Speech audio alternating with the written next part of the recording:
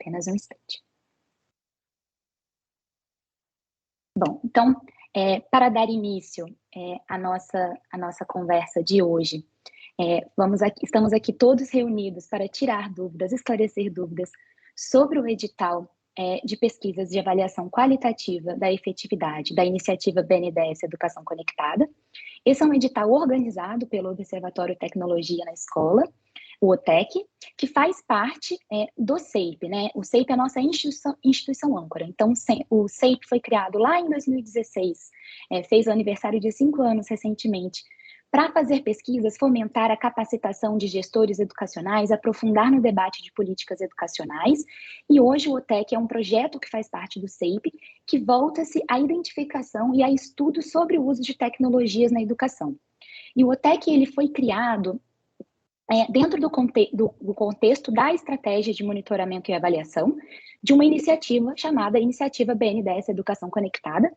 A gente também chama de IEC BNDES, ou só de IEC, então é uma siglazinha que eu posso falar em alguns momentos da oficina aqui hoje, então estejam já familiarizados. A gente vai abordar um pouco mais sobre a iniciativa, mas por que o OTEC foi criado, né? Então, o OTEC foi criado justamente para conseguir fomentar tanto a produção de conhecimento sobre tecnologias na educação, quanto a disseminação desse conhecimento para o público. Cabe ressaltar que o OTEC foi criado num contexto pré-pandemia, na qual já era latente a discussão sobre tecnologias na educação, e com a eclosão da pandemia, esse tema ficou ainda mais em destaque. A gente sabe que tivemos muitas conquistas nos últimos anos, mas muitos desafios também, o que reforça ainda mais a necessidade de estudos no tema. Então, tanto o observatório nasceu nesse contexto dessa estratégia de monitoramento e avaliação, quanto as pesquisas a qual se voltam o presente edital que a gente vai estar falando hoje, também fazem parte dessa estratégia de monitoramento e avaliação. Mas antes da gente falar do edital em si, eu gostaria de trazer um pouquinho para vocês sobre a iniciativa. Então, a iniciativa ela é fruto de uma parceria estabelecida pelo BNDES, pelo MEC e outras instituições parceiras, justamente para prototipar o Programa de Inovação Educação Conectada. O PIEC, ele foi lançado em 2017 pelo MEC, no ano passado, em 2021, ele ganhou status de política pública, mas a iniciativa nasceu, então, dentro das atribuições do banco, com o objetivo de gerar conhecimentos sobre o PIEC, que pudessem apoiar o escalonamento do PIEC e também a aprendizados para a formulação de outras políticas públicas de tecnologia na educação. Então, como a Ariana trouxe no momento de introdução dessa conversa de hoje, muita coisa aconteceu desde 2017, teve a pandemia nesse meio do caminho, mas a iniciativa ela está até o presente momento nos territórios, buscando então trazer aprendizados sobre a utilização de tecnologias na educação básica pública, para fomentar essas construções de políticas, a melhoria do PIEC, a adaptação do PIEC, o escalamento do PIEC, mas também políticas de outras esferas para além da esfera federal. Então, a gente tem vários parceiros envolvidos nesse grande projeto, é um filho com muitos pais, digamos assim. Nós do CEIP somos responsáveis pela estratégia de monitoramento e avaliação. A iniciativa é uma iniciativa do MEC junto do BNDES, e também tem o apoio de instituições privadas, como o Itaú Social, a Fundação Lehman, e o suporte técnico do Centro de Inovação para a Educação Brasileira. Então, todas essas instituições, articuladas com uma governança do projeto muito bem estabelecida, atuam para que a iniciativa consiga gerar esses aprendizados tão importantes. E para que a iniciativa consiga gerar tudo isso, é importante também uma forte estratégia de monitoramento e avaliação para que a gente consiga olhar tudo o que está acontecendo e aprender com essa prática. Então, aonde que a iniciativa está, né? Em quais territórios que ela está hoje? Então, a iniciativa está presente em 6 territórios atualmente. Como que ela foi desenhada? Ela conta com tanto apoio financeiro, com recursos não reembolsáveis do BNDES e de instituições parceiras, mas também com suporte técnico, para que territórios implementem projetos de inserção tecnológica na educação. Então, a gente tem aqui alguns termos que nós nos referimos comumente, como, por exemplo, a noção de território. O que seria esse território? Eu já vou falar um pouquinho, mas a ideia é essa: suporte técnico e recursos para que essas redes de ensino consigam implementar projetos para levar a tecnologia dentro das suas redes, e com base nesses projetos, nós consigamos aprender sobre a utilização de tecnologias na rede pública e trazer aprendizados para o PIEC. Então, esses projetos, eles são desenhados a partir de um estabelecimento de um regime colaborativo entre as redes que foram selecionadas para esse projeto. Então, isso tudo está previsto com base em critérios públicos estabelecidos numa chamada na qual o BNDES lançou lá em 2018, que é a nossa chamada pública, que rege todo o desenho da iniciativa BNDES Educação Conectada. Então, havia critérios para a seleção desses territórios, e as redes estaduais e os municípios foram selecionados via sorteio. Então, a gente tá falando aqui de que, ao todo, são beneficiados 6 redes estaduais e 11 redes municipais. Mas o que isso significa na prática? Aqui eu volto, então, ao que eu havia mencionado anteriormente sobre a definição de um território. Quando a gente se refere à palavra território na iniciativa, a gente está falando de cada uma dessas localidades, essas 6 localidades, na qual foram estabelecidos um arranjo colaborativo nos municípios presentes aqui na tela, entre as redes municipais e a rede estadual. Então, com base nos prefeitos do regime de colaboração na educação. Então, dentro desses, por exemplo, dentro do Tocantins, nos municípios de Araguaína e Gurupi, são beneficiadas pela iniciativa 100% das escolas estaduais urbanas e 50% das escolas municipais urbanas. Então, em cada um desses territórios, nós temos um núcleo formado por integrantes das secretarias municipais e secretaria estadual envolvidas para coordenação, para gestão, para o dia a dia, para tocar esse projeto na prática. Então, esse projeto que a gente está falando aqui, né, a iniciativa, ela tem várias características de destaque, como a questão de ser uma iniciativa de prototipar o PIEC, mas também tem presente a parceria de instituições privadas e públicas, também está presente o fomento a esse regime de colaboração. Então, várias dessas características fazem a iniciativa ser um laboratório de muitas das coisas que a gente ouve falar em educação e que a gente quer fomentar e que acreditamos. Então, hoje fazem parte da iniciativa 6 territórios: Tocantins com os municípios de Araguaína e Gurupi, a Paraíba com Campina Grande e Souza, em Sergipe, Lagarto, na Bahia, Ilhéus e Lauro de Freitas, no Paraná, Campo Morango, Arapuava, e no Rio Grande do Sul, Cachoeira do Sul e Santa Maria. Cabe ressaltar também que a iniciativa tem uma grande diversidade regional, e isso também estava presente lá como um dos critérios da chamada pública do BNDES, dado que o objetivo é a gente fomentar e gerar aprendizados para implementar e prototipar o PIEC. Então, é importante que as diferentes realidades educacionais e diferentes realidades dos estados e regiões brasileiras também estivessem presentes na iniciativa. Então, por isso que a gente tem vários territórios de diferentes regiões. E também é importante ressaltar que essas especificidades, particularidades locais também são consideradas para o dia a dia do projeto. Embora a iniciativa ela tenha preceitos na qual acreditamos e que gostamos de discutir, de trazer para os territórios, cada território também tem suas especificidades na hora de tocar o projeto na prática, e a gente também quer que isso esteja presente nas próprias pesquisas que a gente vai contratar via esse edital.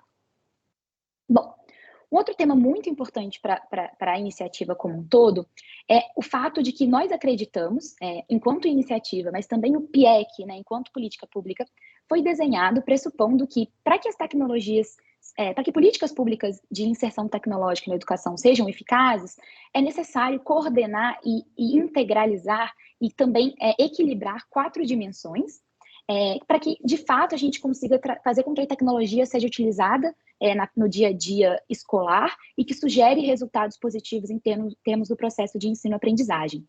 Então, essa teoria é chamada de teoria 4 em equilíbrio. Ela é uma teoria que foi criada por uma fundação holandesa chamada Kennisnet. Em inglês, a gente fala que é a teoria 4 in Balance, e ela traz, então, como premissa de que se integre 4 dimensões para a eficácia das políticas de tecnologia na educação. Mas que dimensões são essas? Então, primeiramente, é importante que os atores educacionais tenham uma visão compartilhada de como utilizar a tecnologia e do seu potencial, que esses atores sejam formados, desenvolvendo as competências técnicas, mas também socioemocionais necessárias para a utilização da tecnologia, e que haja tanto recursos educacionais digitais disponíveis para esses professores e gestores utilizarem, então, por exemplo, softwares, ferramentas, conteúdos didáticos digitais, mas também que isso ocorra junto com uma infraestrutura adequada para a utilização tecnológica dentro das escolas. Então, a existência de, por exemplo, computadores e notebooks, mas também a existência de conectividade, um tema que ganhou muito destaque ao longo do ano de 2021 e 2020. Então, tudo isso em equilíbrio, né? Essa relação de interdependência e justaposição é necessária para que a gente utilize a tecnologia. E por que essa visão, né? Isso tem a ver muito com uma experiência percebida por pesquisadores de que políticas tradicionais, um pouco mais antigas, costumavam dar certa predileção para a dimensão de infraestrutura, fornecendo computadores, por exemplo, para as escolas, na espécie de laboratórios, e que esses computadores não necessariamente eram utilizados de uma maneira adequada, mas de uma maneira efetiva na prática, porque muitas vezes professores, alunos, gestores não sabiam como utilizá-los, não estavam convencidos do papel dessas tecnologias, não tinham essa visão desenvolvida, também não tinham muitas ferramentas dentro desses equipamentos que pudessem fazer com que esses equipamentos fossem utilizados de maneira correta, digamos assim. Então, essa teoria do 4 em equilíbrio, ela é toda a teoria que embasa a iniciativa, todos os projetos, apesar das suas particularidades locais, eles têm ações nessas 4 dimensões. Então, nós temos apoio técnico e investimentos em cada uma dessas 4 dimensões, permitindo que os territórios consigam, esperamos, né, desenvolver cada uma delas e entender a importância desse equilíbrio. E também toda a estratégia de monitoramento e avaliação da iniciativa foi desenhada também com base nessas 4 dimensões. Então, justamente por isso, porque por ela ser central em toda a iniciativa, que eu estou gastando bastante tempo aqui enfatizando como é que essa teoria se desenvolve. Mas, dando prosseguimento, vamos agora então falar um pouquinho sobre o edital. Então, já falamos um resumo do que é a iniciativa, da importância de como a iniciativa foi desenhada, do que ela tem como premissa, do 4 em equilíbrio, de que ela tem uma estratégia de monitoramento e avaliação voltada a registrar e compartilhar os aprendizados para o público geral. E qual que é o objeto, então, do edital? Por que o OTEC está lançando esse edital e a gente está conversando sobre ele hoje? Então, bom, o nosso objetivo, como vocês provavelmente já sabem, é contratar pesquisas qualitativas que vão fazer uma avaliação qualitativa da efetividade da iniciativa. Elas fazem parte da estratégia de monitoramento e avaliação, que engloba vários outros estudos, alguns qualitativos, outros quantitativos, a criação de indicadores, por exemplo, a produção de relatórios de resultados intermediários, mas também a contratação de pesquisas para avaliar qualitativamente se os efeitos esperados pela iniciativa como eles estão acontecendo na prática.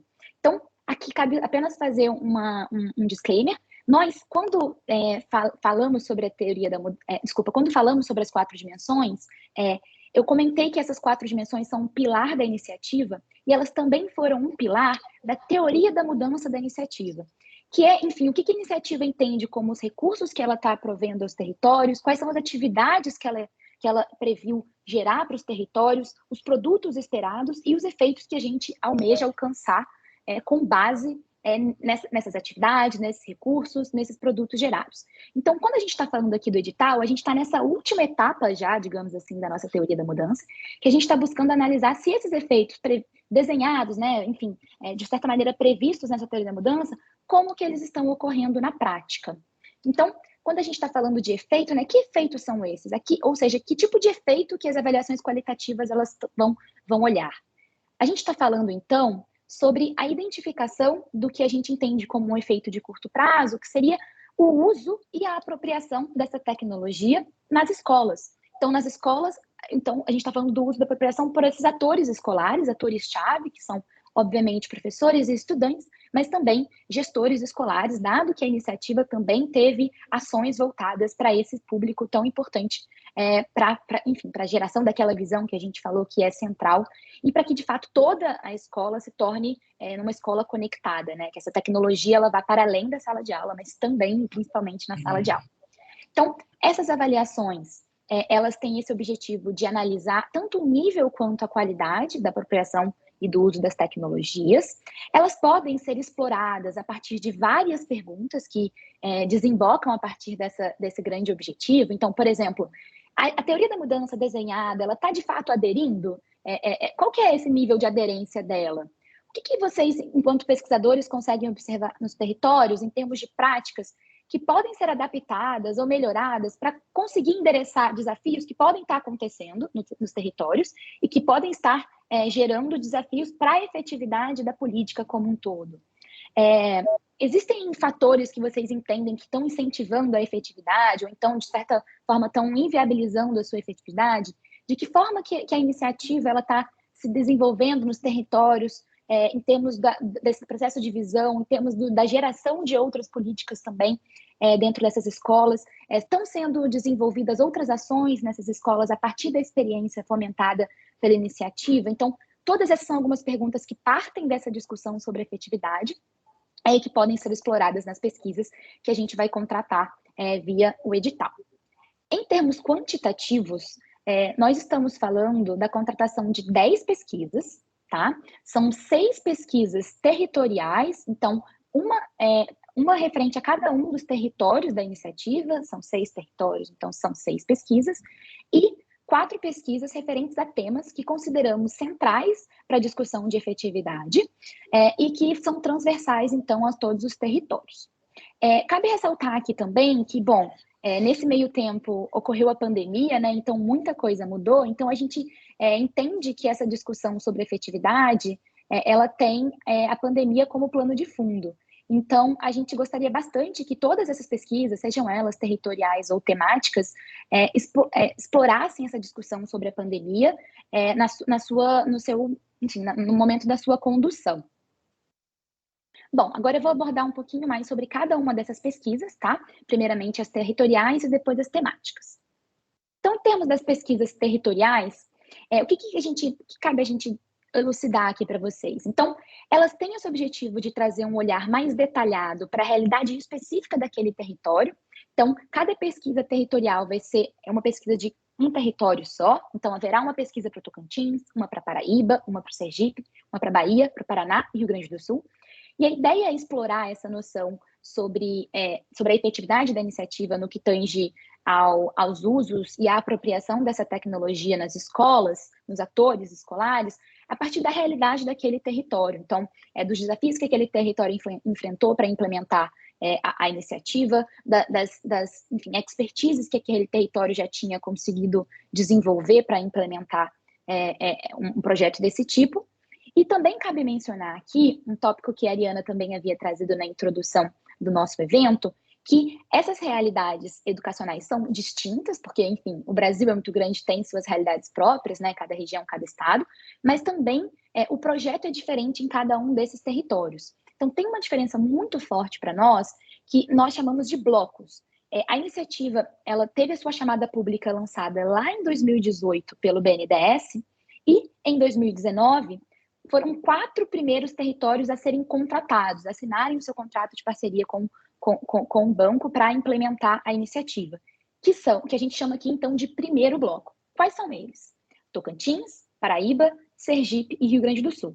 Nesses 4 territórios, a iniciativa começou a ser implementada ao longo de 2019, então ela caminhou mais rápido, mas não mais rápido, mas começou a caminhar antes do que os outros territórios, e especificamente agora nos territórios do segundo bloco, que são Paraná e Bahia, que a gente chama de territórios do segundo bloco, eles tiveram seus projetos territoriais contratados durante o ano de 2020. Então, a implementação, de certa maneira, nesses 2 lugares, começou depois, mas também já conseguiu beber muito da fonte do que aqueles outros territórios estavam aprendendo, né? Estavam conseguindo gerar. Então, essa noção do tempo do projeto também é bastante importante. Outro tópico que é importante falar aqui é que, em termos contratuais, a execução do projeto tinha 2 anos de execução, então, por exemplo, o que começava em 2019 teria de terminar em 2020, mas esse prazo foi estendido, dada a pandemia de Covid de 2019, mas, enfim, muita coisa aconteceu, o projeto também foi se ajustando a essas novas realidades, mas o projeto continuou durante a pandemia, cabe mencionar isso também, né? As atividades que antes eram realizadas presencialmente foram adaptadas para o modelo remoto. Nós percebemos também uma mudança na percepção dos territórios quanto ao projeto, desafios que partiram daí, né? Enfim, as prioridades ao longo do ano de 2020 dentro das secretarias de educação mudaram, mas o projeto como um todo continuou. Então, explorar também todas essas questões a partir das pesquisas qualitativas é o que a gente também gostaria que fosse realizado. No que tange as pesquisas temáticas, o nosso objetivo é pegar temas que consideramos centrais e muito correlacionados à efetividade da iniciativa e explorar isso, né? Essa discussão sobre o uso e a apropriação de tecnologia a partir desses temas. Essas pesquisas, elas, diferentemente das pesquisas territoriais, elas têm um caráter de ser generalizadas para todos os territórios, então explora-se um tema e discute esse tema a partir das perspectivas dos 6 territórios. E o que a gente trouxe aqui no edital foram 4 temas que consideramos de destaque, e eu vou falar um pouquinho agora, de maneira bastante resumida, sobre cada um deles. O primeiro é essa discussão sobre a efetividade da iniciativa a partir da discussão do engajamento dos atores escolares, então esses alunos, professores e gestores, as mudanças de comportamento desses atores escolares e as instâncias de participação que foram sendo desenhadas ao longo do projeto, né, ou então não desenhadas ao longo do projeto, para que conseguissem, de fato, engajar esses atores para a execução da política na prática. Um outro tema também que consideramos bastante interessante de ser abordado é a discussão sobre a governança do projeto e esse arranjo colaborativo entre as redes, mas também esses arranjos que foram sendo desenvolvidos, os arranjos de governança e desenvolvimento dentro das escolas para tocar o projeto. Então, a iniciativa ela tem uma governança muito forte, seja em termos das instituições parceiras do BNDES para a condução da iniciativa, seja em termos das parcerias estabelecidas entre as redes, mas também de algumas instâncias que foram, como eu posso dizer, previstas como atividades a serem desenvolvidas dentro das escolas para fomentar essa participação desses atores e a condução, a gestão desse projeto. Então, essa exploração também é bastante interessante, entendemos que pode trazer muitos aprendizados em termos da efetividade. Um outro tema de destaque também é de que forma que está ocorrendo a aderência desse uso pedagógico das tecnologias nessas escolas, de que forma que a iniciativa conversa com outras políticas e outras ações, projetos semelhantes que versam sobre a utilização de tecnologias na prática, de que forma elas estão convergindo ou não estão convergindo, como que isso, enfim, gera de resultado na efetividade da iniciativa e dos outros programas, se outros programas foram desenhados a partir dos aprendizados da iniciativa, ou se não estão convergindo, por quê? Quais são os riscos disso estar acontecendo? E de que forma isso está, de fato, gerando ou não a aderência do uso pedagógico. E, por fim, também, como a iniciativa tem aquela premissa do equilíbrio entre as 4 dimensões, e que a gente realmente acredita que haver esse equilíbrio e haver a sincronia nas atividades de cada uma das dimensões é muito importante para os resultados que a gente almeja alcançar. Então, um outro tema de destaque para nós é de que forma que isso está ocorrendo na prática, se está ocorrendo essa sincronia, essa integração, se não, quais são os riscos que a gente vê, quais são os aprendizados que a gente consegue tirar daí. Cabe ressaltar, por fim, que esses são os temas que a gente traz aqui como sugestões, né, no edital, mas nós também, como forma de incentivar a liberdade do pesquisador, nós também estamos abertos a outras sugestões de temas, desde que elas sejam convergentes, então, ao objetivo do edital, que é essa discussão sobre a efetividade da iniciativa, o nível e a qualidade desse uso e apropriação da tecnologia. Bom, então, dando prosseguimento, ainda falando um pouquinho sobre as pesquisas em si, né, o core das pesquisas, uma outra pergunta que nós recebemos bastante é qual que é a metodologia que Opa, peraí que eu acho que aconteceu um probleminha aqui, alguém assumiu o controle da apresentação. Só um instante.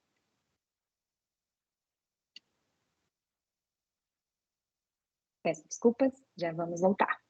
Então, como eu estava falando, qual que é a metodologia a ser adotada nessas pesquisas que iremos contratar via edital.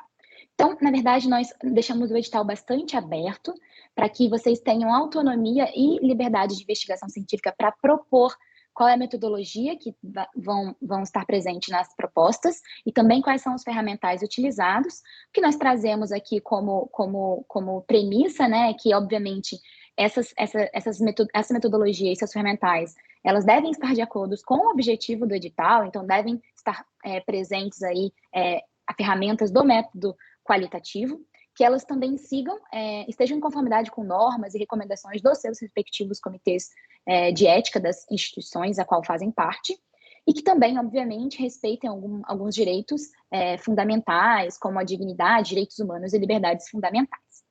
E também cabe ressaltar que, em termos metodológicos, dado o momento de incerteza em que vivemos e a situação da Covid, que infelizmente continua presente, nós também estamos abertos ao recebimento de propostas de pesquisa, que sejam propostas de pesquisas de campo, né, mas realizadas de forma inteiramente virtual. A gente sabe que essa é uma possibilidade, então o que a gente pede é, caso o pesquisador opte por fazer a sua proposta de pesquisa no formato virtual, que ele esclareça muito bem na sua proposta de pesquisa as razões por qual ele escolheu fazer isso, justificando a sua escolha, né?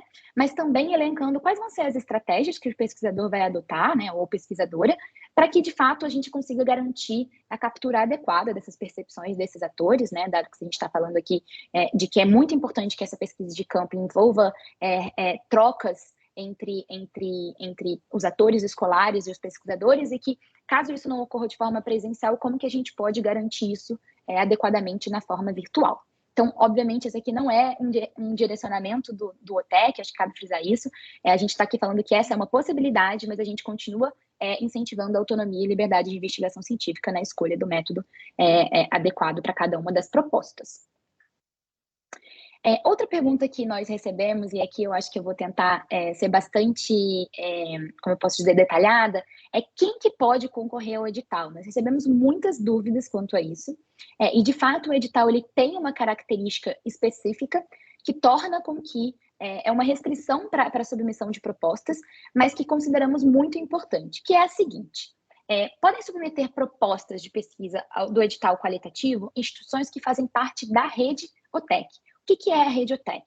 A rede OTEC é um grupo de instituições vinculados ao OTEC de maneira totalmente gratuita, sem nenhuma contrapartida, sem nenhuma, enfim, discussão, que a gente criou essa rede de instituições, né, do observatório para fomentar a atividade do observatório e para que a gente conseguisse fomentar tanto a discussão e a troca entre pesquisadores sobre tecnologias na educação, mas também que a gente conseguisse disseminar os conteúdos produzidos por esses pesquisadores de uma maneira mais organizada.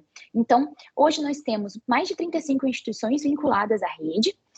Novamente, essa vinculação à rede ela é feita de maneira muito simples. No momento, em alguns slides, eu já vou falar um pouquinho sobre quais são as documentações que a gente solicita que sejam enviadas caso uma instituição queira integrar a rede OTEC.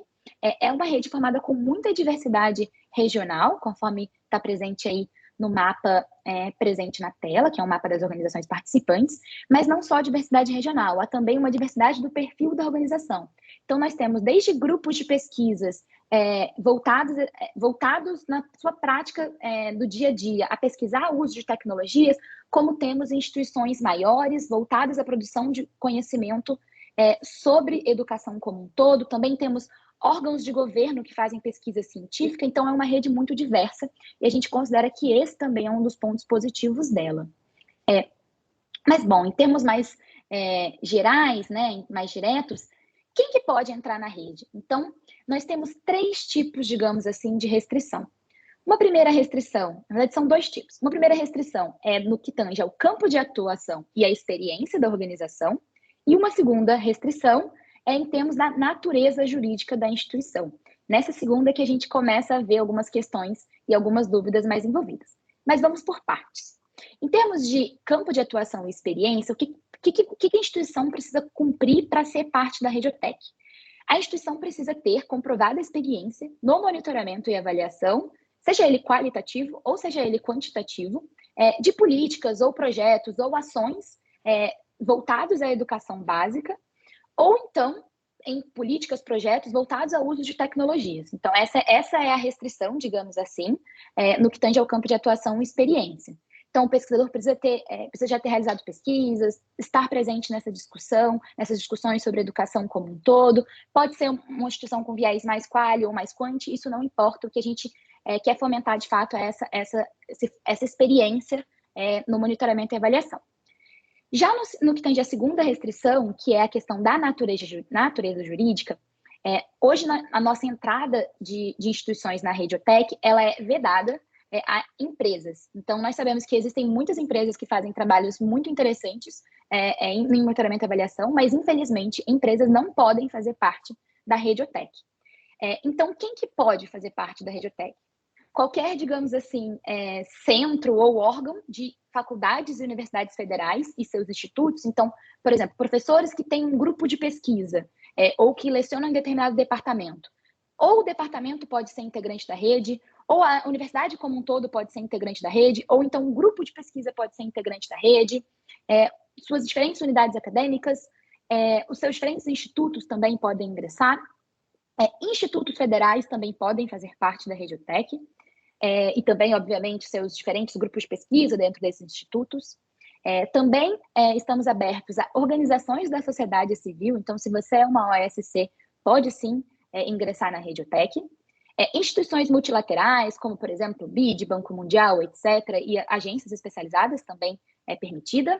E instituições públicas ou órgãos governamentais que realizam pesquisas científicas. Então, se você é servidor de um determinado órgão que faz pesquisa científica, vinculado a alguma rede, enfim, algum departamento de estatística ou algum departamento, alguma secretaria de educação, isso tudo também está permitido fazer parte. Mas, bom, isso não quer dizer que, por exemplo, uma empresa que quer submeter uma proposta não possa participar do edital. Existe um caminho específico para que isso possa ocorrer. Eu já falo um pouquinho sobre ele mais à frente. Mas, então, só para terminar, né, como é que a gente faz a inscrição da Radiotech? De fato, é muito simples. Eu vou falar um pouquinho sobre a documentação mais à frente. Mas, se algum de vocês aqui ainda não faz parte da Radiotech, é muito fácil você fazer a sua inscrição. Está disponível nesse link, já vi aqui que a Kai já mandou o link aqui também no chat, é um formulário bastante... a gente compartilhou aqui o link do edital, mas no edital dessa Radiotech, que é um documento com poucas páginas, simples, fácil de ler, tem todas as regrinhas para entrar na Radiotech, basta então preencher os documentos e submeter um formulário de adesão. Eu já falo um pouquinho mais sobre isso. Mas aqui incentivamos que todos vocês possam fazer parte da rede. Se vocês tiverem mais dúvidas sobre a rede, podem mandar no chat que a gente vai respondendo. Bom, então, voltamos agora, falamos um pouquinho sobre essa demanda de que as instituições proponentes de pesquisa sejam parte da Radiotech. Agora eu vou dar um passo atrás e falar, então, de quais são as formas que uma instituição pode fazer para submeter a sua proposta de pesquisa, tá? Qualitativa. Então, eu volto a falar do edital. Então, na verdade, existem duas modalidades de submissão de proposta. Uma instituição pode submeter uma proposta de forma individual, na qual ela unicamente essa instituição vai escrever a sua proposta, né? Pode ser coordenada pelos pesquisadores participantes. Nesse caso, essa instituição deve ser necessariamente membro da Radiotech. Então, caso tenha pesquisadores aqui que ainda não fazem parte da Radiotech, que tem interesse em mandar uma proposta única, essa é a nossa, enfim, mandatório que essa participação na Radiotech ocorra. Mas também a submissão de propostas pode ocorrer via consórcio de instituições, na qual um grupo de instituições se une para a submissão e para a escrita dessa proposta, e nesse caso de consórcio, apenas a instituição líder do consórcio, né, que não necessariamente é líder porque é a maior, mas é líder porque, por exemplo, é a única que faz parte da Radiotech, precisa ser parte da Radiotech. Então, esse é o caminho do estabelecimento de consórcios, é o que a gente indica caso tenham enfim, empresas, outras instituições que não podem ingressar na rede, mas que querem muito entrar no edital, e que a gente fomenta, então, que aqui, caso seja de interesse, né, das partes, que sejam estabelecidos consórcios com instituições integrantes da rede, né, já fazem parte da rede, para que essa proposta seja submetida de forma conjunta, digamos assim. Cabe mencionar também que no edital é permitido submeter mais de uma proposta de pesquisa por instituição, desde, obviamente, que essa proposta seja ou para territórios diferentes, ou então para temas diferentes de pesquisa. Mas se uma instituição escolher mandar 10 propostas diferentes para os 6 territórios e para os 4 temas, isso é permitido, tá? Então, bom, agora eu vou me aprofundar um pouquinho sobre a discussão dos consórcios, né? Então, novamente, os consórcios são essa modalidade na qual as instituições se unem. O consórcio ele pode ser estabelecido por várias instituições que já são parte da Radiotech, pesquisadores que já têm uma aproximação, ou então um pesquisador da Radiotech com outro pesquisador de outra instituição de fora, mas que já trabalham junto, também tem experiência prévia, ou então por pesquisadores que estão querendo se aproximar de outras instituições que não fazem parte da rede, como, por exemplo, empresas e etc., com experiência que possam agregar à condução da pesquisa. Então, em termos de orientações para o consórcio, o que a gente traz? Primeiramente, é mandatório que pelo menos uma das instituições faça parte da Radiotech, né? No caso, é mandatório que seja eleita uma instituição líder, que essa sim vai ser a proponente da pesquisa e necessariamente integrante da Radiotech. É para essa instituição que, no caso de uma proposta via consórcio, seja escolhida, que, enfim, o pagamento de nós aqui do FGV-SAPE vai para essa instituição líder e posteriormente enfim, distribuído para as demais instituições integrantes do consórcio. Então, é muito importante que essa instituição líder seja eleita. E caso, enfim, um consórcio com nenhuma instituição líder, ele vai ter problemas na etapa de análise documental, então é mandatório essa escolha da instituição líder. Outra coisa que é mandatório também é que, enfim, um grupo de instituições opte por fazer um consórcio, que na proposta de pesquisa haja ali a menção de por que esse grupo resolveu se juntar, podem, enfim, trazer quais são as virtudes de cada uma das organizações, como o estabelecimento desse consórcio vai atingir os objetivos, como vai ser positivo para a condução das pesquisas. Também é importante, obviamente, que a proposta ela se enquadre nos termos, por exemplo, contenha sessões na qual são específicas, contenha uma instituição líder que faça parte da Radiotech, porque se não estarem de acordo com os critérios de elegibilidade que estão presentes em sessão específica do edital, essa proposta também vai ter problemas na etapa de análise técnica. A gente incentiva também bastante a diversidade regional, então que os consórcios tenham instituições de diferentes estados, que fomentem essas maiores aprendizados sobre realidades locais. E por causa disso, tanto a diversidade regional nos consórcios, quanto no caso das pesquisas territoriais, que se uma instituição, por exemplo, de Santa Maria, propõe uma proposta de pesquisa sobre o Rio Grande do Sul, ela é uma instituição que está no território atendido pela iniciativa, espera-se que tenha mais conhecimento sobre a realidade daquele território. Então, sim, essa instituição, essa proposta, por exemplo, em caso de empate nos critérios de avaliação, ela vai ser, esse fato de ser daquele local vai ser considerado um critério de desempate, tal qual a diversidade regional. Também é importante dizer que, tal qual propostas individuais, consórcios podem mandar mais de uma proposta de pesquisa para diferentes temáticas, diferentes territórios. Isso é totalmente permitido. E, por fim, nós incentivamos a formação de times mistos, né? Essa é uma possibilidade super aberta, de uma forma isso vai ser entendido como um demérito da proposta. Pode unir representantes, enfim, de diferentes instituições acadêmicas, acadêmico com público, acadêmico com privado, acadêmico com uma organização de desenvolvimento. Nós realmente incentivamos aqui, enquanto observatório, né? Essa troca e aproximação entre empresas, entre pesquisadores, entre diferentes organizações. Se isso for, obviamente, do interesse das partes.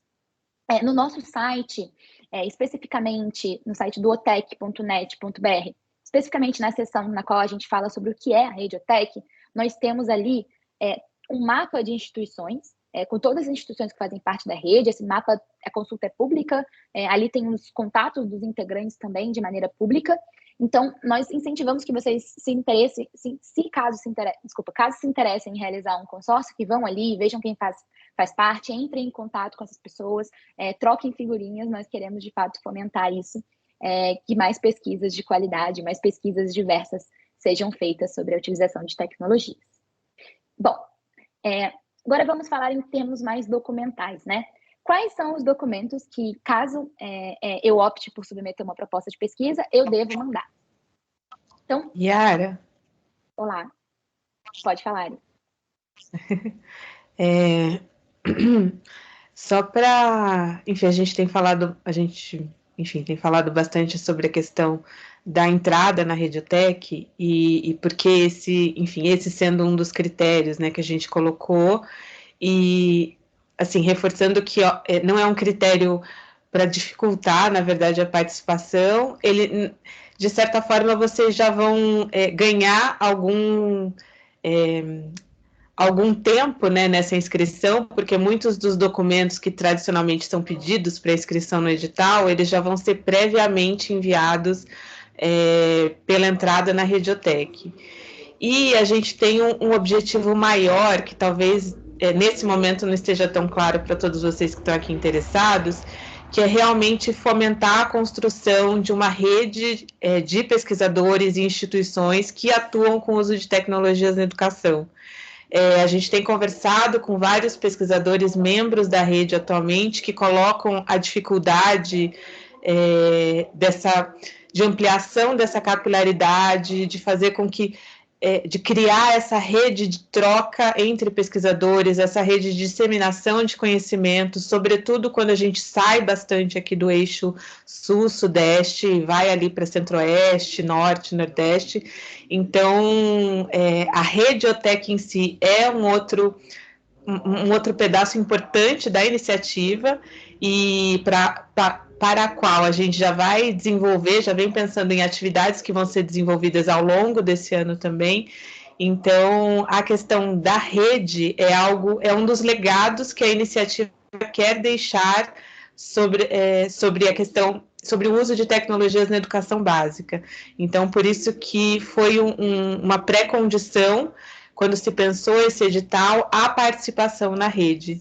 Então, lá no nosso site, como a Yara falou, como a Kailane já colocou aqui, tem muitas informações sobre a rede em si, e só, enfim, dando spoiler, que vai acontecer muita coisa legal para a Radiotech esse ano também. Então, a gente, assim, está aqui super à disposição também para todas as dúvidas de vocês, mas reforçando que essa inscrição na rede é muito mais simples do que pode parecer, como a Yara vai colocar aqui. Perfeito, ótimo comentário, Ari, muito obrigada.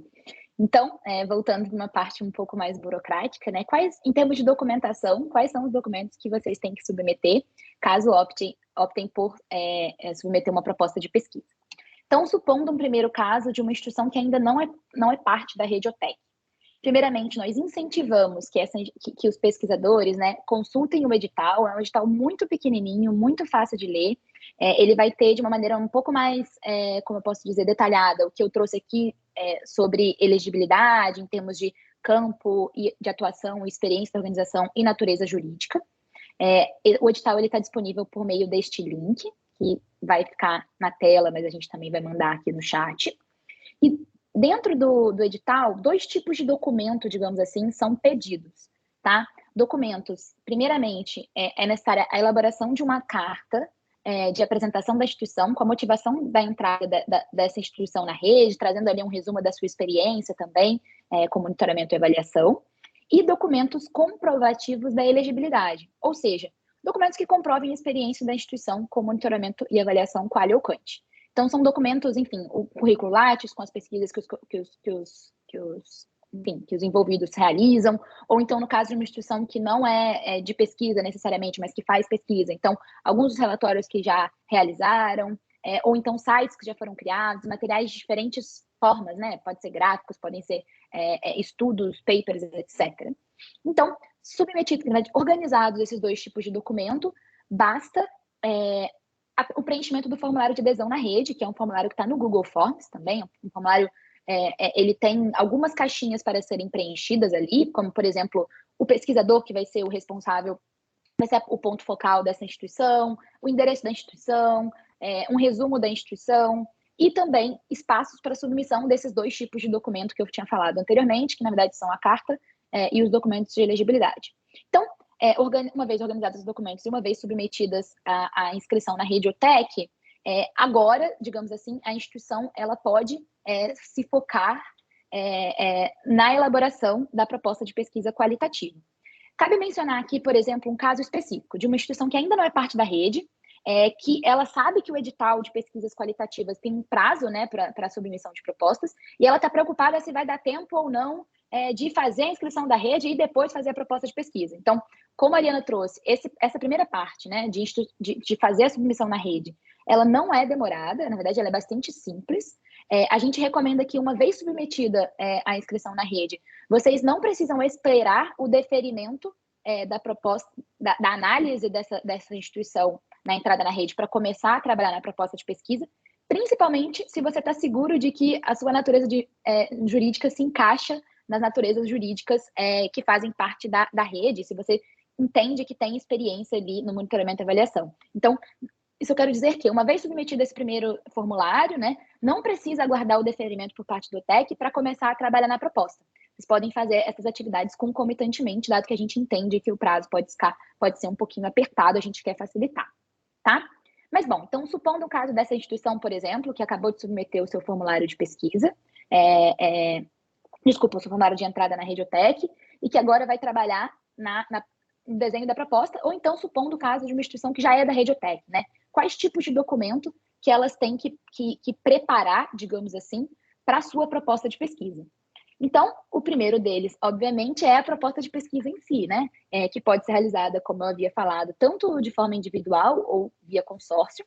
Nessa proposta de pesquisas, nós recomendamos bastante que esse projeto inclua algumas sessões importantes para nós em termos de critério, como, por exemplo, obviamente, algumas coisas são mandatórias, como o território ou o tema daquele projeto, qual que é a metodologia que vai ser utilizada, a justificativa ali, o orçamento, a equipe envolvida. E aqui cabe falar que, em termos de equipe envolvida, a gente não está falando que já tem que estar desenhada toda a equipe, tá? A gente entende que, muitas vezes, o pesquisador ele tem uma ideia já de com quem ele vai trabalhar, mas isso também muda ao longo do tempo. Então, aqui, quando a gente está falando de equipe de pesquisa, nós estamos referindo, por exemplo, olha, eu espero trabalhar com 3 pesquisadores. Eu talvez ainda não saiba quais vão ser eles, mas eu planejo isso. Então, essa estrutura, né, do projeto de pesquisa tem essas sessões que são básicas, como cronograma, orçamento, o próprio problema de pesquisa que está se identificando, e tem algumas coisas também que nós consideramos bastante importantes, nós recomendamos que estejam presentes,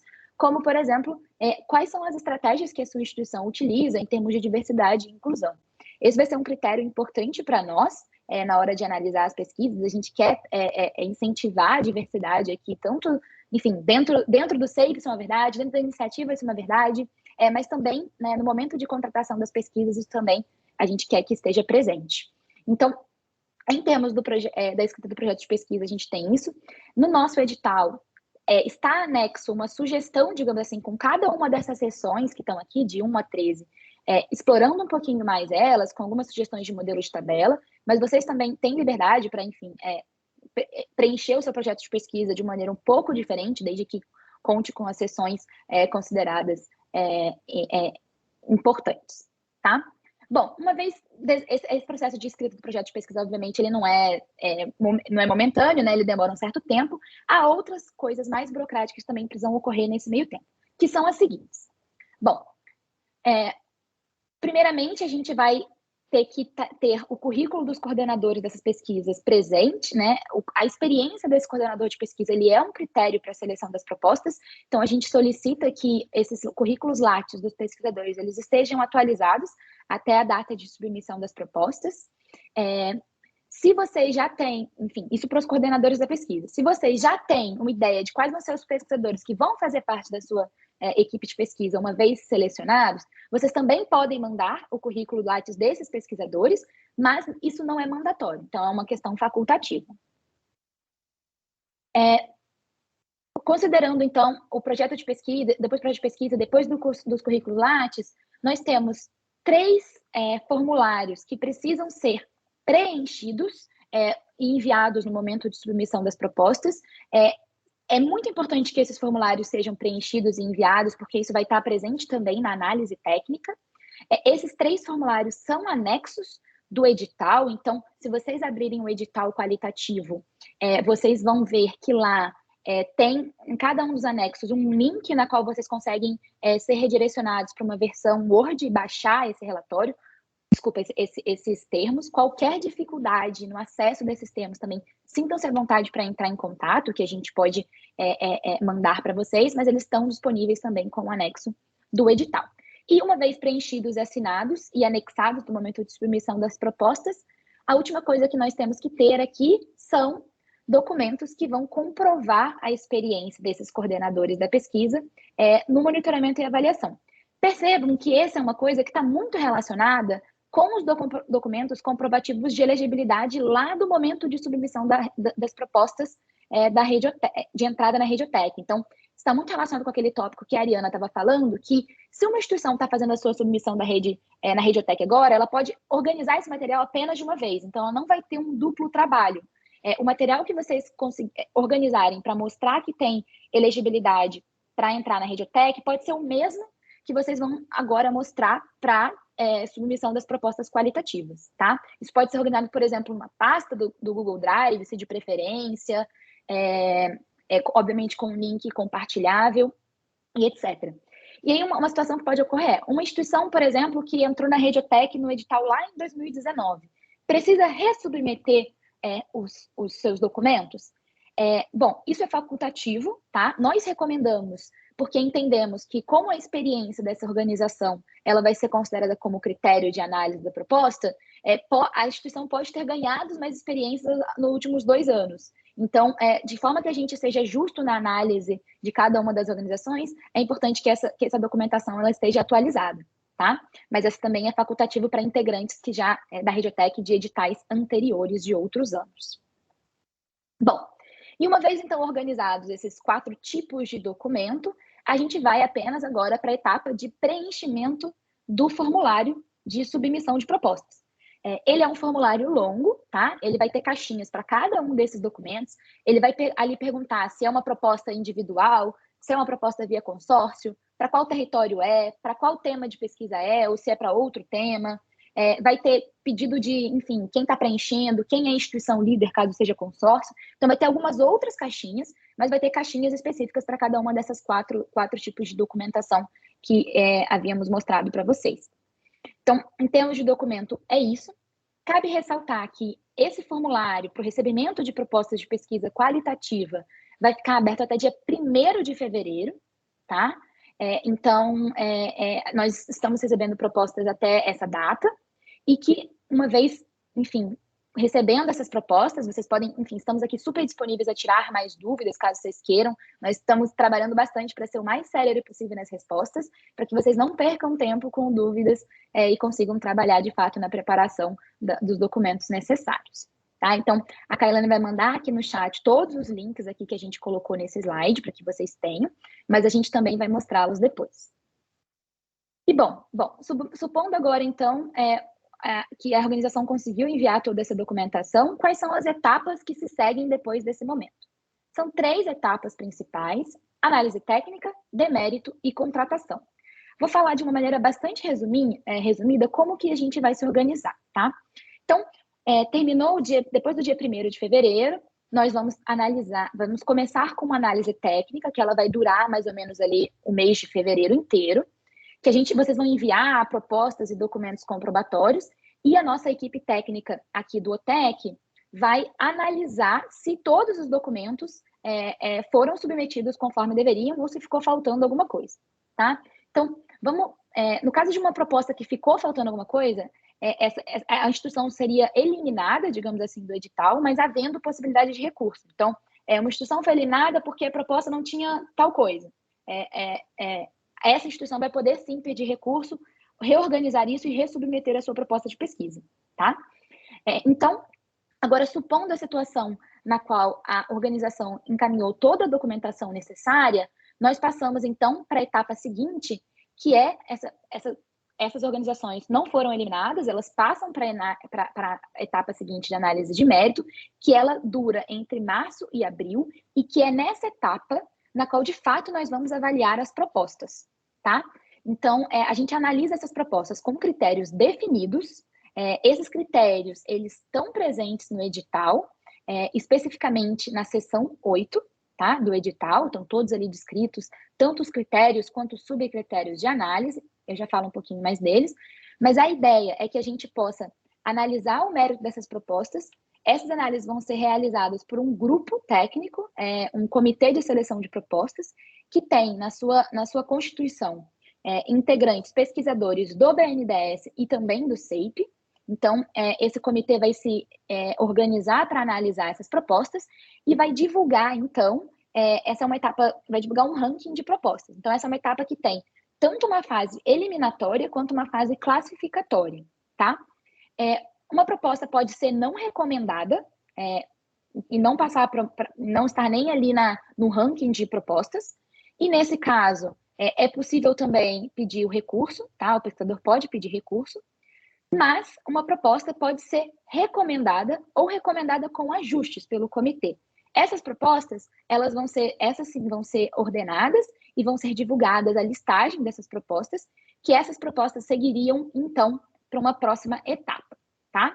Mas quando a gente está falando de propostas recomendadas ou recomendadas com ajustes, com base no que a gente vai avaliar essas propostas? Bom, com base nos nossos critérios, que, como eu disse, estão presentes na seção 8 do edital, e envolvem o quanto que a proposta é relevante, o quanto que a equipe ali tem experiência na condução de pesquisas no mesmo tema do edital, ou em temas semelhantes, e tem experiência na condução de projetos, como que a proposta se desenvolve em termos teórico-metodológicos, em termos de resultados esperados, análises um pouco mais técnicas no que tange ao orçamento, a viabilidade orçamentária, a viabilidade também do cronograma de pesquisas, e, por fim, um critério com menor peso, mas que volta-se à existência de diversidade na equipe da proposta, conforme eu havia mencionado. Então, esses são os 5 grandes blocos de critérios, os subcritérios deles estão presentes no edital, recomendamos a todos que vocês estejam familiarizados com os subcritérios e subcritérios no momento de escrita da proposta. E, bom, então, supondo aqui que, agora voltando para o nosso diagramazinho, propostas recomendadas, ou então recomendadas com certos ajustes, elas seguem para uma fase que pode demandar reuniões de alinhamento e posterior deferimento da proposta. Então, propostas recomendadas sem nenhum tipo de alinhamento, a gente pode ter alguma reunião, enfim, para conversar sobre o momento de contratação e etc. Mas, principalmente propostas na qual a gente recomenda, mas pede ajustes, elas seguem para uma etapa de, bom, agora você pode, por favor, solicitar, fazer essas mudanças, a gente vai ter essas conversas entre equipe CEIP e equipe de pesquisadores para essas propostas, então, serem deferidas. Propostas deferidas seguem para a última etapa. Desculpa, essa análise de mérito toda, ela dura mais ou menos 2 meses, então a gente coloca aí entre março e abril, mas propostas, então, que chegam nessa etapa final, elas seguem para a contratação, que é uma última etapa, um pouquinho burocrática, né, que a gente está falando aqui em termos de documentação e etc., que ela ocorre entre maio e junho. Então, selecionadas, as 10 primeiras propostas divulgadas no ranking, elas vão para uma análise reputacional. O que é essa análise reputacional? É uma análise feita pela FGV, né, que vai ser a instituição contratante, uma análise de dados dessa empresa contratada para ver se é viável a efetivação dessa contratação. Uma vez aprovadas nessa análise reputacional, as instituições seguem para o momento de envio de documentação. Isso é feito por meio de um canal online da FGV, que a instituição vai ali enfim, fazer sua vinculação enquanto fornecedora, e vai encaminhar todos os documentos de pesquisa. Desculpa, todos os documentos necessários para a contratação, tá? Que são outros documentos que a FGV vai solicitar. E, uma vez cadastrada e enviados os documentos, a organização, então, ela vai para uma etapa final, que de fato é o momento de assinatura do contrato, que é uma etapa feita com a equipe técnica da FGV, né? Não é necessariamente aqui o CEIP, nós estamos aqui enquanto fomento ao diálogo, tirar dúvidas de vocês, mas essa análise contratual é feita com o escritório de advocacia da FGV. Ela demora um certo período de tempo, e nesse meio tempo a equipe CEIP, né, a equipe OTEC, ela vai ser responsável por fazer oficinas para orientação da condução das pesquisas, juntamente com a equipe de pesquisadores. Só um instante. Acho que tem... Então... fechou o microfone. Oi, isso. Bom, em termos de etapas, são essas. Já estou chegando ao fim, sei que minha fala está um pouquinho longa, mas só para terminar. Então, bom, pesquisas contratadas, agora a gente precisa falar agora de coisas que interessam, como, por exemplo, orçamento e cronograma. Qual que é o orçamento e o cronograma dessas pesquisas, para que vocês já estejam, de certa maneira, alinhados? Então, o edital, ele prevê uma alocação máxima de R$600 mil para a realização dessas 10 pesquisas. A gente, novamente, o edital é bastante aberto para que os pesquisadores escolham sua proposta de pesquisa. O edital também é aberto em termos de orçamento, a gente sabe que cada proposta tem suas características. O que a gente deixa bastante claro é que esses 600 mil no todo, um valor aí, a título de referência para cada uma das pesquisas seria em torno de 60 mil. No momento de apresentação da proposta, né, tem uma seção específica para o orçamento, na qual nós solicitamos que os pesquisadores insiram ali como que eles vão alocar, eles vão calcular o valor das suas respectivas propostas, que pode estar um pouco abaixo, um pouco acima desse título de referência, enfim, isso o pesquisador tem liberdade ali para propor, mas a gente solicita que esteja presente um plano de aplicação desses recursos, né, então, onde esses recursos vão, em termos, vão para a contratação de recursos humanos, físicos, financeiros, recursos de instalação e etc. E também cabe mencionar que, num caso específico de uma proposta excelente em termos técnicos, que ganhou ótima pontuação em quase todos os critérios, mas ficou com um valor muito acima daquilo que consideramos, por exemplo, a título de referência, o edital tem certa liberdade, isso está previsto nas regras do edital, para não seguir estritamente os critérios de avaliação, caso essa proposta não seja viável financeiramente. Então, esse título de referência está aí como, de certa maneira, uma bússola para guiar o orçamento das propostas de pesquisa, mas entendemos que pode haver certa variação. E, em termos de cronograma, o que a gente está pensando para as pesquisas? A ideia é que as pesquisas sejam assinadas, né, os contratos sejam assinados ali em junho, e que as pesquisas possam ir em campo então, no segundo semestre de 2022, e que possam estar ali em campo, mais ou menos entre junho e dezembro de 2022, por volta de 6 meses, 5 meses, entre 5 e 6 meses. Então, na hora de pensar o cronograma de cada uma das propostas, essa a referência que a gente dá. O OTEC, ele vai acompanhar essas pesquisas por meio do contato direto com vocês, então, espero poder vê-los mais vezes. Nós vamos estar aqui sempre trocando com vocês, orientando. Também vamos fazer a análise dessas pesquisas, não só nos momentos de troca com vocês, mas no momento de recebimento de relatórios, que são 3 relatórios previstos ao longo da execução das pesquisas.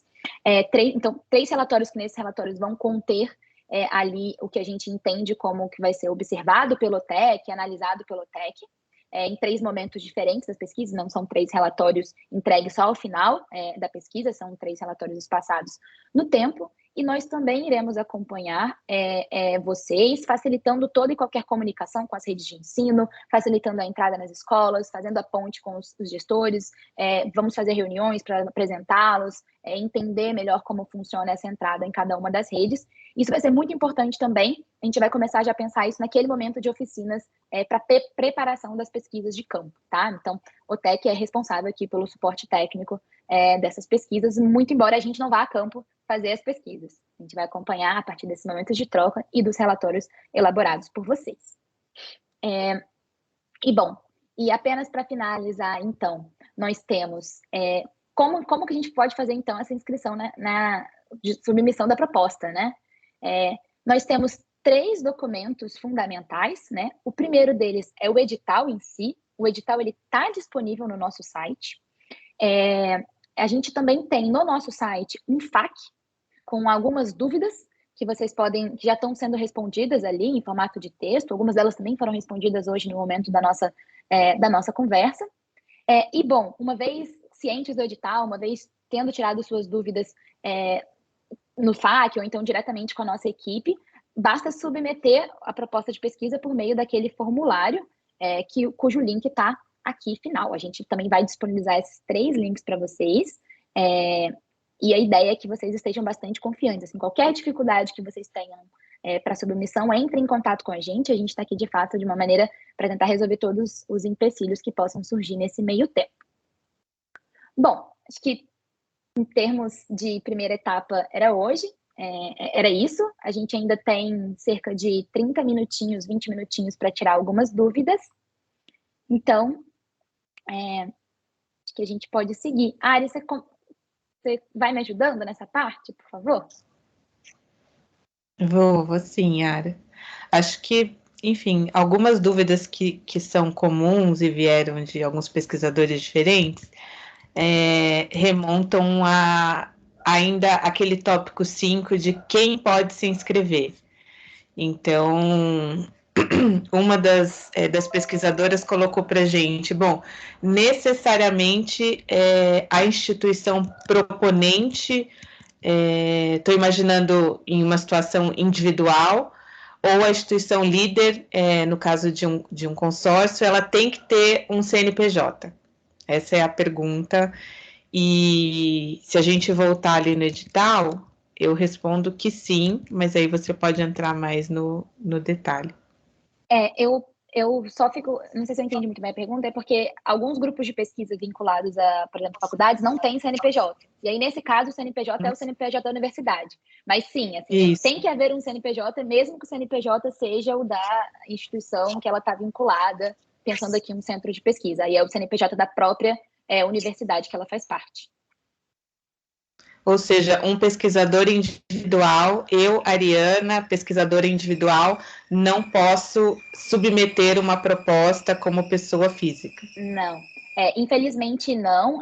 Isso foi uma escolha que a gente fez lá no final, desculpa, lá no início, né? A Radiotech, ela não é formada por pesquisadores que desejam fazer pesquisas em tecnologia e educação, mas por instituições.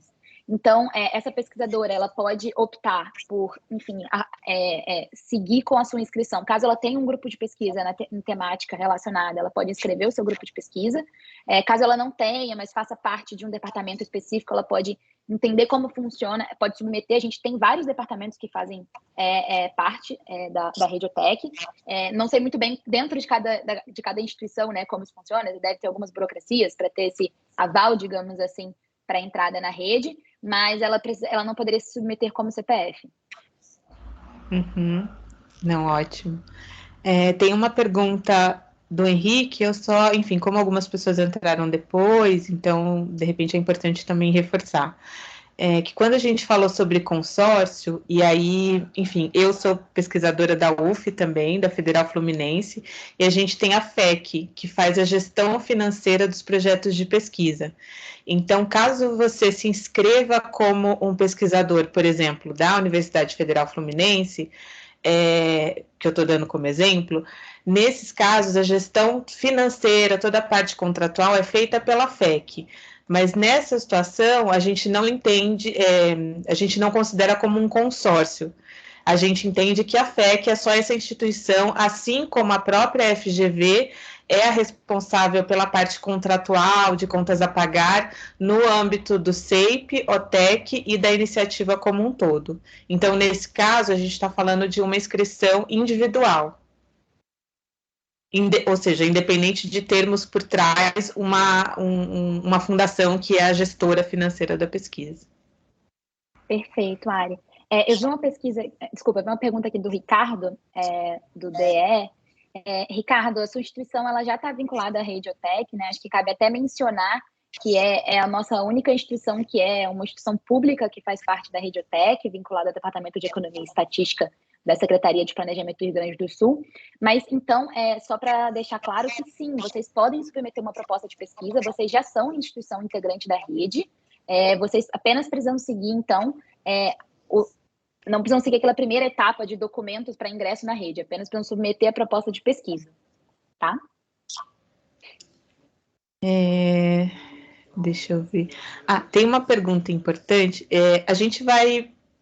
Talvez a gente vá e volte um pouquinho, né, Yara? A gente quer seguir aqui a ordem das perguntas, mas tem duas perguntas da Márcia que eu acho importantes,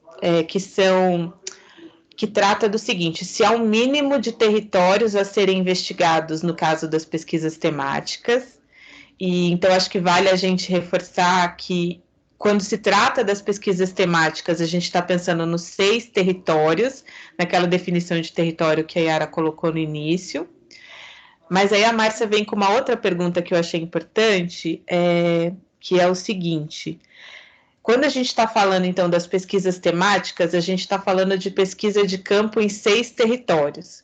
Quando a gente está falando das pesquisas territoriais, a gente está falando de pesquisa de campo em um único território.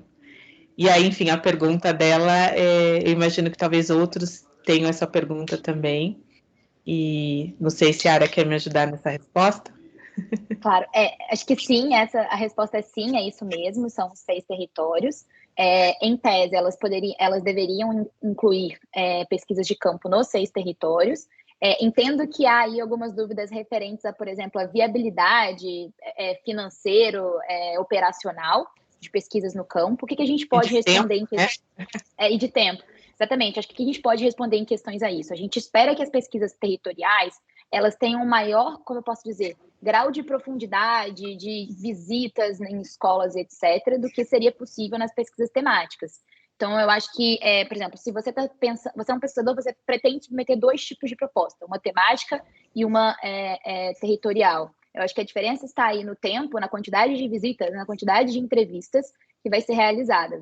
Nas pesquisas territoriais, é uma maior quantidade de entrevistas no mesmo território. Nas pesquisas temáticas, né, por questões de limitações financeiras, geográficas e etc., é uma menor quantidade de visitas, menor tempo em cada um dos territórios, mas, em tese, elas podem ser... enfim, a gente está falando de 6 pesquisas. Um outro tópico também, eu acho que, assim, quando um pesquisador ele está fazendo ele opta por submeter mais de uma proposta de pesquisa, eu acho que é muito importante também deixar claro que o pesquisador tem certa liberdade para, na hora de fazer ali o seu orçamento também. Então, se ele está levando em consideração que ele quer fazer uma submissão de uma territorial e de uma temática, a gente tem ali o valor de referência de 60 mil por pesquisa. Não necessariamente cada uma dessas pesquisas precisa custar 60 mil. A nossa análise é sempre no valor cheio, que é o valor daqueles 600 mil que a gente havia falado. Então, o pesquisador também tem liberdade para, olha, eu vou fazer a submissão de 3 propostas, uma temática e 2 territoriais. Eu quero muito que, eu acho, enfim, confio muito na minha qualidade, no que eu estou trazendo aqui de material. Então, como forma de trazer talvez uma maior viabilidade financeira, ele pode propor um menor custo para as propostas territoriais e passar um pouquinho do valor de referência, digamos assim, na proposta temática, considerando essas questões de escolha e de necessidade de vida em campo nos territórios. E eu acho que com isso eu vou complementar com a pergunta do Henrique, que fala sobre, que questiona o seguinte: para a realização da pesquisa de campo, os contatos e outras informações, ou até mesmo os grupos específicos de interesse serão disponibilizados. E aí a resposta é sim, pensando que nós estamos com os territórios ali desde 2019, então logo depois do lançamento do edital, aqui nós como OTEC, né? E obviamente, por todo esse conhecimento acumulado que a gente tem dentro dos territórios, a gente conhece assim bastante. Bisa está aqui do BNDES, com quem a gente divide muito essas trocas, os caminhos de entrada nos territórios, seja nas secretarias estaduais, nas secretarias municipais. E aí o que a gente já pode adiantar para vocês é que, por exemplo, para alguns grupos, para alguns temas, para alguns territórios, a gente vai dar esse apoio maior. A gente sabe que para outros grupos, para outros territórios, essa entrada é muito mais tranquila, já é muito mais direta. Então, esse é um dos nossos papéis aqui como OTEC, facilitar. E aí, pensando novamente na questão do tempo, que a gente sabe que enfim, é super escasso, para que vocês possam realizar essa pesquisa da melhor forma possível. Então, essa é uma das nossas atribuições como OTEC, facilitar a entrada de vocês nos territórios. Tem uma pergunta da Alessandra sobre a questão da diversidade da proposta. Acho que é um dos nossos últimos critérios. A ideia, Alessandra, é que a gente, se a gente for pensar em garantir propostas que sejam mais diversas, a gente está olhando tanto para as questões territoriais, que já estão, de certa forma, incorporadas na própria iniciativa como um todo, Então, eu recebi algumas dúvidas de pesquisadores, por exemplo, que entraram em contato falando, olha, eu já tenho uma proximidade muito grande com o território de Ilhéus. Isso, para a gente, em termos do contexto da pesquisa, é algo, é uma dos pontos que a gente leva em consideração para, colocar assim, um dos critérios que a gente leva em consideração na análise do perfil dos proponentes. Então, tem uma questão de diversidade regional, tem uma questão de diversidade entre os grupos de pesquisa, no sentido de que nós gostaríamos sempre de que esses pesquisadores estivessem representados em pesquisadores brancos, pesquisadores negros, indígenas, sempre que possível também, pesquisadores, ou seja, de diferentes raças, gêneros e orientações. É algo que a gente, e aí eu como pesquisadora negra sei que não é fácil a gente incorporar toda essa diversidade, por isso que ainda não é, e eu coloco aqui esse ainda meu, individual, não é um critério eliminatório, é um critério desejável, então, dentro dos grupos de pesquisa. E acho que só complementando, Ari, no momento de submissão de proposta, né, a gente tem ali uma sessão específica de estratégias. O que a gente quer ouvir é que, assim, de fato, qual é o esforço que as organizações estão tendo, que a instituição está tendo, para incluir essa discussão sobre diversidade na seleção dos pesquisadores, pensando também esse momento esse lançamento desse edital como um momento de fomentar a discussão sobre diversidade dentro do ambiente acadêmico, de incentivar também, fortalecer isso. Acho que uma outra pergunta que surgiu aqui, que eu vou aproveitar e responder, na verdade são duas perguntas da professora Kátia, da Fiocruz. Primeiro ela perguntou, a Fiocruz ainda não faz parte da Radiotech, ela perguntou como que poderia ser vinculada. Então, professora, a gente tem um edital da Radiotech, na qual tem ali as regrinhas para entrada de instituições na rede. A Kailane vai mandar aqui no chat para você para você poder ter acesso ao edital. E no edital também tem um link de um formulário no qual você vai, de fato, fazer a submissão para sua entrada na Radiotech. É bastante simples. A segunda pergunta dela é se nas pesquisas temáticas poderiam ser incluídos temas para além de educação, com interlocução, por exemplo, com questões relacionadas à saúde, ou teríamos que agregar apenas os aspectos sugeridos. Então, não, o edital traz essas sugestões de 4 temas que entendemos como muito próximos à discussão sobre a efetividade da iniciativa, mas o edital está aberto a outras sugestões de temas que podem também envolver outras temáticas. Nós trouxemos como reflexão aqui que o contexto da pandemia, essa discussão sobre saúde na escola e etc., ele fosse um contexto de fundo de toda e qualquer pesquisa, mas os pesquisadores eles têm liberdade para trazer temas diferentes que podem envolver outras questões para além dessa discussão sobre, por exemplo, o contexto da pandemia, desde que eles estejam relacionados ao objetivo do edital principal, que é essa discussão sobre uso e apropriação de tecnologias. Então, a minha resposta ela é, se vocês conseguirem pensar um tema que tragam outras discussões para além da educação, mas que ainda estejam discutindo esse objetivo principal do edital, não é vedada de forma alguma o envio de um outro tema. Tem uma pergunta da Mariana, que eu achei também bem interessante. Se a rede tem dados disponíveis dos territórios para que possam ser usados na elaboração dos relatórios, ou todos os achados de pesquisa de campo sairão dos trabalhos de campo. Bom, Mariana, e acho que tem uma outra pessoa que também... A Márcia disse que é uma pergunta parecida. A rede, e aí a Yara falou isso lá no início, nós do ATEC, dentro do CEIP, fazendo parte da nossa estratégia de monitoramento e avaliação, a gente tem, em paralelo a esse trabalho de pesquisas qualitativas, todo um levantamento e organização de dados sobre os territórios, sobre as dimensões, aquelas 4 dimensões que a gente falou no início, então, e que estão sendo usados, inclusive, na produção de relatórios que têm um foco mais quantitativo. Sim, os pesquisadores e as instituições que fazem parte da Radiotech, eles vão e terão acesso a uma área restrita do site, onde esses dados estarão disponibilizados. Então, são dados, para vocês entenderem um pouco, são dados relacionados a indicadores de processo da iniciativa, indicadores de efetividade da iniciativa, então, todos dados quantitativos que, por questões, inclusive, de Lei Geral de Proteção de Dados, eles estarão disponíveis para aqueles que fazem parte da Rede OTEC.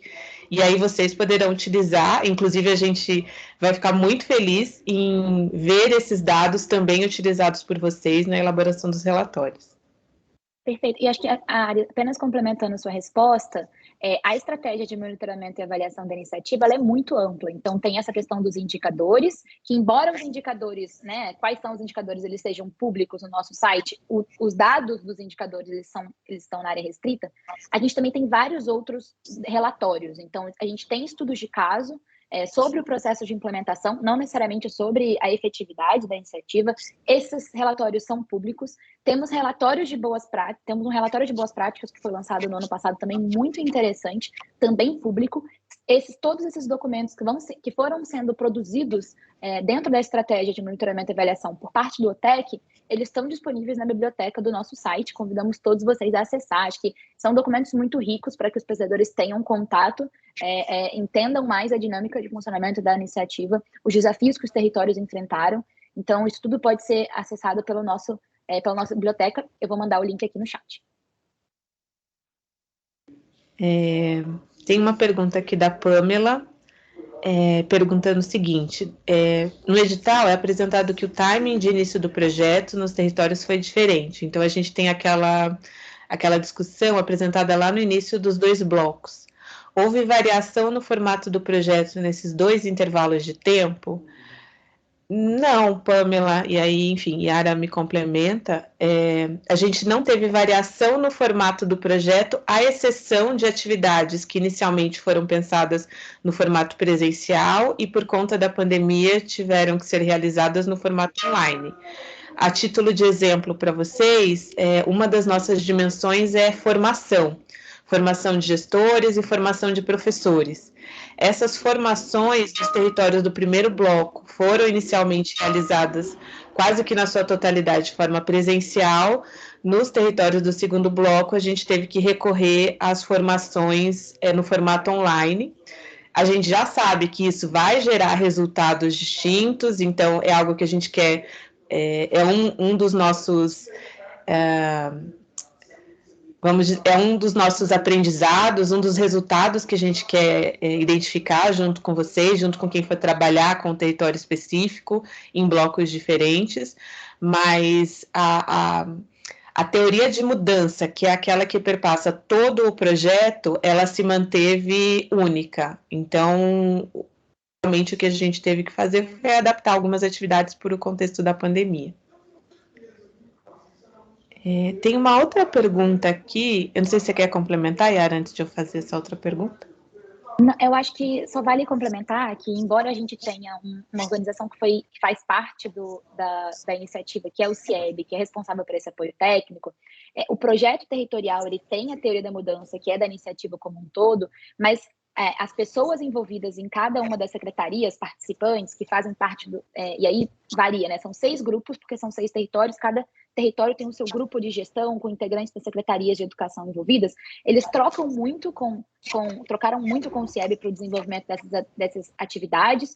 E sim, os projetos eles podem ter determinadas mudanças, variações entre eles, mas porque as secretarias funcionam de maneiras diferentes. Mas, por exemplo, nos 6 projetos, há atividades previstas nas 4 dimensões.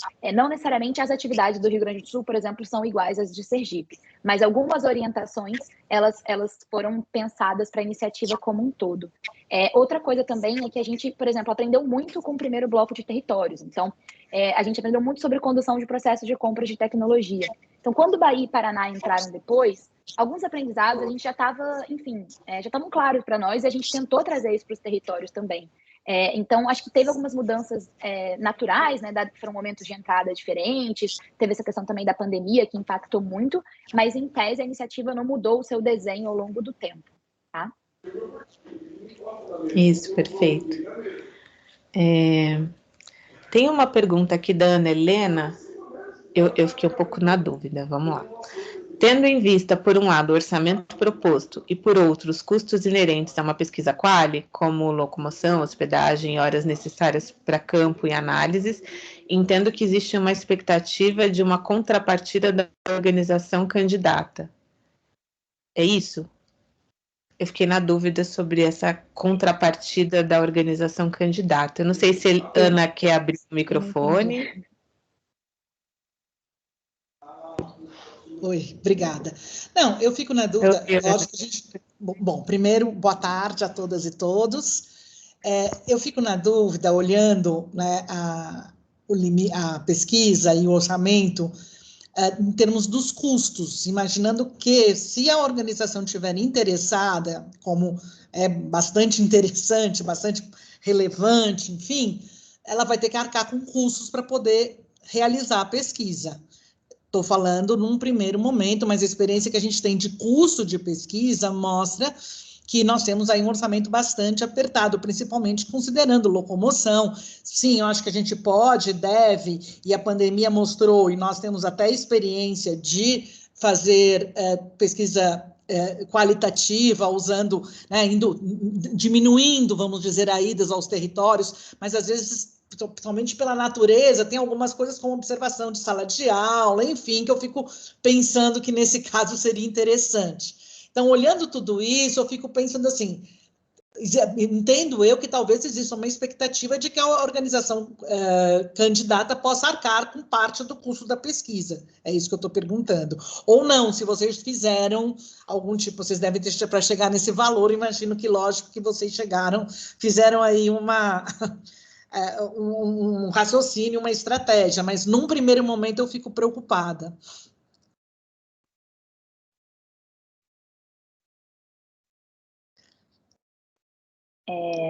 Difícil essa pergunta, mas, professora, eu acho que não.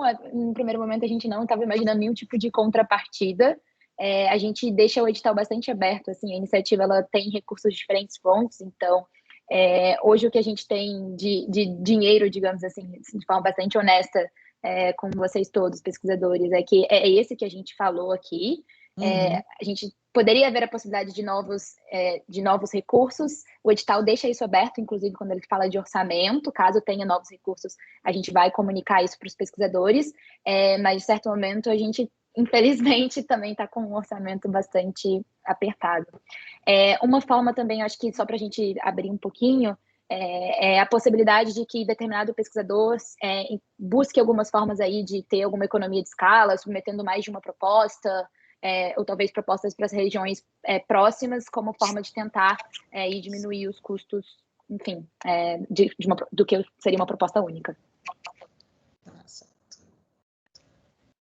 Acho que, Yara, obrigada a você, Ana. A gente já, assim, a gente apertou aqui, mas entendendo que, enfim, eu também sou pesquisadora, que o valor é bem apertadinho, mas mais do que a gente gostaria. Então, eu acho que essa é uma alternativa que a Yara colocou. Então, de repente, propondo mais de um projeto, então, e aí ganhando, né, nessa ida aos territórios, então, para fazer, enfim, as pesquisas, de repente, enfim, parte, como a gente falou, parte virtual e parte presencial.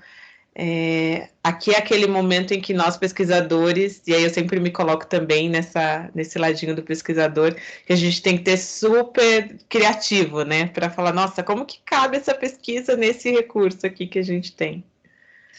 Principalmente, né, para as organizações da sociedade civil, que, diferentemente das universidades, onde os pesquisadores já têm um vínculo, nas organizações da sociedade civil não é bem assim. Então, é um desafio, mas vamos usar a criatividade, vamos pensar aí o que é possível. Não, acho que essa pergunta aqui, Yara já respondeu. Eu não sei se ficou alguma coisa, Kai, que está aqui apoiando a gente, alguma pergunta que não foi respondida. Não sei se a gente ainda tem, acho que uns 5, 10 minutinhos, de repente, se alguém quiser abrir o microfone e perguntar, de repente alguém que chegou um pouquinho depois e falando, nossa, o que está acontecendo? Aqui tem muita coisa. Mas, e de repente, Yara também pode falar, bom, os próximos passos daqui para frente e eventuais dúvidas que possam surgir por vocês nesses próximos 20 dias, que são, enfim, é o tempo que a gente está pensando aqui para vocês construírem a proposta. Acho que só reforçar que nós estamos super abertos para tirar dúvidas. Se vocês precisarem, podem mandar suas dúvidas por e-mail, que a gente responde. Nosso e-mail está aí na tela, é otec@otec.net.br. Se for necessário, a gente também pode ter conversas um pouquinho mais curtas, né, mais individuais com os pesquisadores. Nós também temos no nosso site, nesse endereço que está aí na tela, uma newsletter, na qual vocês podem receber comunicações sobre o edital, mas não só sobre o edital. Então, recomendamos muito também que, se algum de vocês ainda não tenha acessado a nossa newsletter, que faça parte, que acesse. A gente compartilha conteúdos muito interessantes e, novamente, reforçando que estamos à disposição aqui para tirar dúvidas. Ficou faltando alguma resposta? Será? Tem uma perguntinha agora da Solange. O OTEC realiza articulação com os atores dos territórios no desenvolvimento da pesquisa? Bom, eu vou começar, a Yara complementa. Todo o processo de apoio à implementação, Solange, nos territórios era realizado até agora, dezembro de 2021, pelo CIEB, que é uma das organizações parceiras que a Yara colocou. Eles estavam ali bem na ponta, assim, com todos os atores dos territórios, dos 6 territórios, aí municípios, secretarias municipais e estaduais. Nós temos também uma entrada com os territórios e, como, enfim, a gente tinha comentado um pouquinho, uma das questões, enfim, é um dos pontos do nosso lado, apoiar nessa articulação com os atores dos territórios nos âmbitos das instituições que vão submeter propostas. Então, assim, sendo direta a sua pergunta, eu acho que sim, realiza articulação sim, com os atores dos territórios, mas talvez nós muito mais como apoio. Então, nós temos dentro da nossa equipe de pesquisadores que já, enfim, fizeram trabalhos, como vocês vão ver lá na nossa biblioteca, relatórios intermediários, relatórios de boas práticas com todos os territórios. Então, a gente tem uma boa entrada com eles, e, obviamente, com alguns atores a gente chegou um pouco menos, por exemplo, alunos, a gente, enfim, vai ter algumas etapas para ganhar, mas a gente já tem uma boa entrada nas secretarias, com os gestores escolares, então a gente, enfim, esperamos apoiar vocês nesse processo também. Eu acho que só reforçando, Ari, cada secretaria tem o seu jeito de se organizar, né? Então, a gente também está aqui respeitando as formas de organização de cada. Então, no momento de, enfim, aprovadas as pesquisas, a gente vai ter aquelas oficinas para condução das pesquisas junto dos pesquisadores, na qual nós vamos também apresentar os gestores das secretarias de educação para os pesquisadores e entender como é o funcionamento de cada uma delas, para a entrada dessas pesquisas na escola. As pesquisas que a gente fez até o momento, mesmo aquelas que incluíram entrevistas e grupos focais com professores e gestores escolares, aconteceram de forma virtual. Então, a gente entende que a entrada de uma outra pesquisa, num outro momento, num outro formato, pode demandar outros acordos, e a gente está, conforme a Ariana trouxe aqui, fazendo essa intermediação, aproximando vocês das secretarias e, por sua vez, das regionais, dos gestores escolares, professores e alunos. Eu ia colocar uma última coisa, Yara, enfim, se ninguém tiver mais uma pergunta. Enfim, quando a gente está propondo esse cronograma, e a gente está falando ali de junho até dezembro, acho que tem uma coisa importante que a gente não está imaginando, à exceção de que tenhamos uma instituição com 10 propostas, mas a gente não está imaginando que necessariamente todas essas pesquisas comecem no mesmo período. Então, a gente deu ali essa estimativa de junho, a gente não está imaginando que, bom, 2 de junho todo mundo começa. Primeiro, porque a gente tem um trâmite burocrático interno aqui da Fundação Getúlio Vargas, que todas as instituições proponentes e aprovadas do ponto de vista do mérito terão que passar, e isso pode querer dizer que tem algumas que façam essa passagem de uma forma um pouquinho mais rápida, outras de uma forma um pouquinho mais lenta. Ah, isso quer dizer, vamos supor que eu poderia ter uma instituição começando em maio? Sim. E eu poderia ter uma instituição começando em julho? Sim, também. Ah, essa que começar em julho, ela poderia terminar em janeiro? Não. Aí é a questão. O nosso limite realmente é que todas possam começar em junho, eventualmente aquelas que por questões que muitas vezes estão além aqui da nossa alçada, nós como FGV-SAPE, mas que por trâmites tudo aconteça de uma forma muito rapidinha. Posso começar antes, posso começar, e aí você tem um ganho de tempo relativo, né? Mas necessariamente essa iniciativa ela acaba em dezembro de 2022.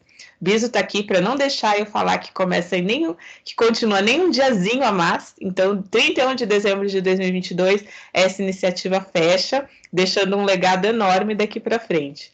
Mas eu lembrei desse ponto, acho que pode ser importante. De repente, alguém está pensando: nossa, mas eu só posso começar em junho? É como a gente imaginou, enfim, são várias instâncias que precisam ser passadas aqui, como a Yara colocou. Então, esse é o nosso, assim, é o nosso máximo, ou seja, imaginando que tudo aconteça como a gente espera, num ritmo de fundação, num ritmo de todos os participantes. Estou colocando ritmo de fundação, porque a fundação tem o ritmo dela aqui, gente.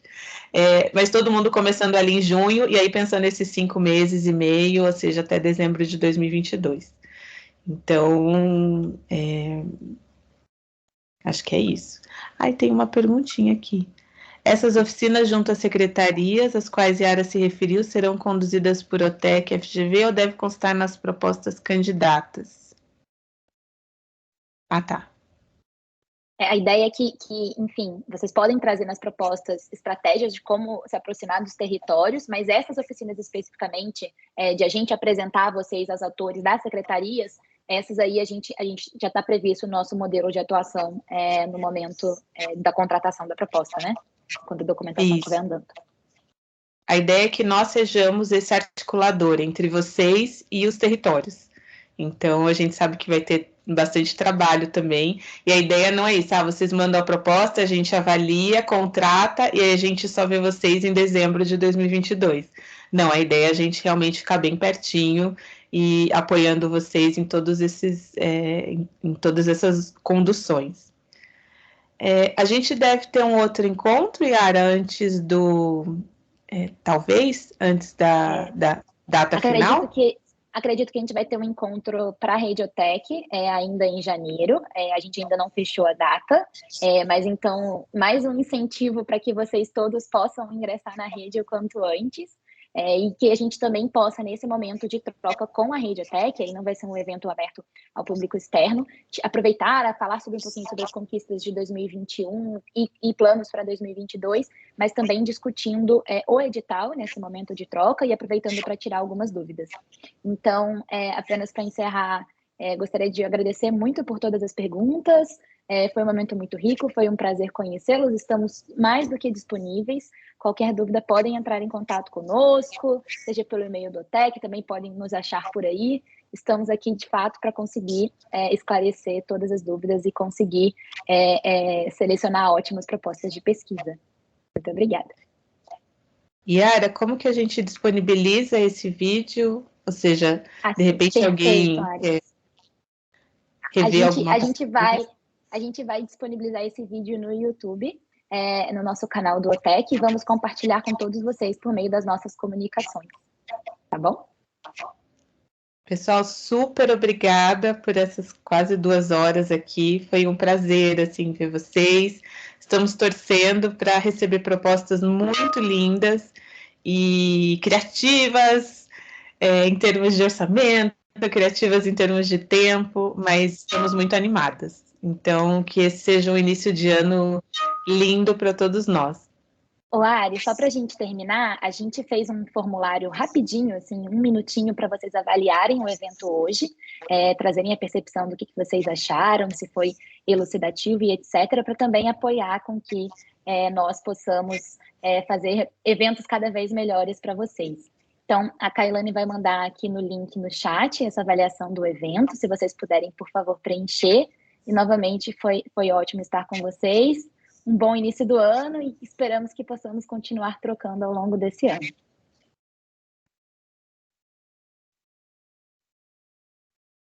Obrigada, gente. Obrigada.